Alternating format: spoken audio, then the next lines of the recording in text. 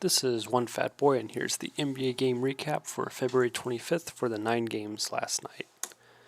For the Thunder at the Pacers, 129 to 125 in overtime.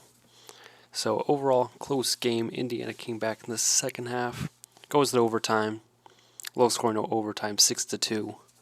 And Gilgeous-Alexander led the way, 36 points. Then very even scoring attack from the Pacers. Pretty much if you played, you got a decent amount of points, led by Buddy Hield with 29. But overall, Thunder sneak away with a win at the Pacers. For the Rockets at the Magic, battle between two bottom-of-the-barrel teams, and Magic come away with a win.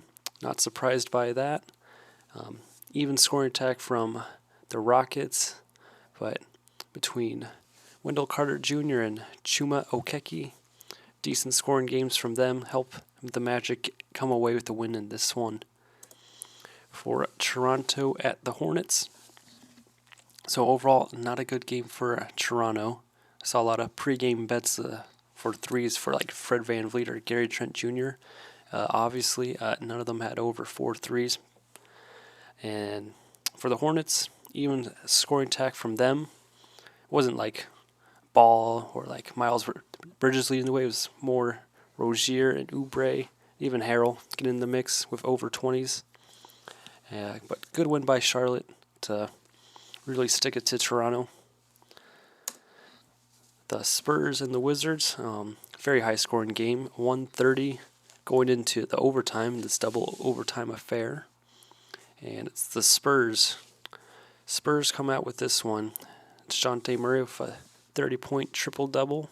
Nothing to sneeze at that about. Then Kyle Kuzma, 36 points for the Wizards.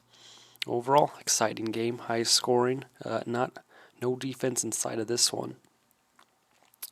For the Heat at the Knicks, 115 to 100.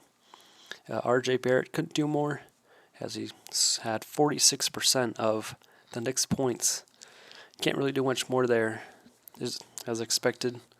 The Miami defense, just more options for them to score. That's what leads them to the victory, 115 to 100. The Sixers and the Timberwolves. So pretty much for the Sixers to win, if Embiid and Harden have a good game, then mix in a third player having a good game like Maxey or Harris, it's going to be hard to beat the Sixers if like 3 people are having a good game, let alone like Embiid and Harden having a good game. And the Timberwolves were the first to come against this, and they did not fare well, that's for sure. The Pelicans snuck away with a win against the Suns. Pretty much, I think over half the Suns' losses have come on the back of the second night of a back-to-back. So it's just hard, especially at the highest level of play, to win both your games in the back-to-back, that's for sure. Brandon Ingram and C.J. McCollum, and McCollum is just known for being up on the Suns. Doesn't matter what team he's playing for, he always has a good game against them. And then 30 points from Booker. Other than that, subpar games from the Suns, but good for the Pelicans to come out and win one. For the Mavericks at the Jazz, 109 to 114. Kind of fair weather game for the Mavericks. At least kept it close, but Jazz just too much at the end. Between Gobert and Mitchell, decent games. Big game from Gobert, 17 rebounds and 33 points from Mitchell. Kind of hard to beat the Jazz when their 2 best players are having good games. And especially for Mavericks, if Doncic only has like 23 points, that means need to have a lot of people step up for the Mavericks, which they did, but I think Jazz just being in the upper echelon of the teams in the league, going to need a little bit more from your star player.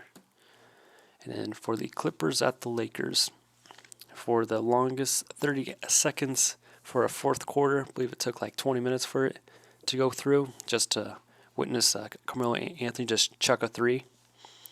What a great way to end the game. I wouldn't have it any other way. Ha ha ha.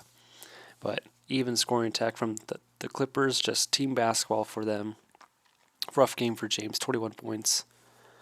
And, of course, Westbrook He is just bricking.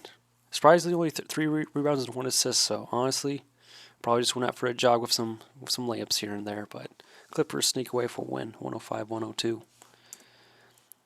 Thank you for watching. As always, take this info, try and bet responsibly. And once again, thanks for watching.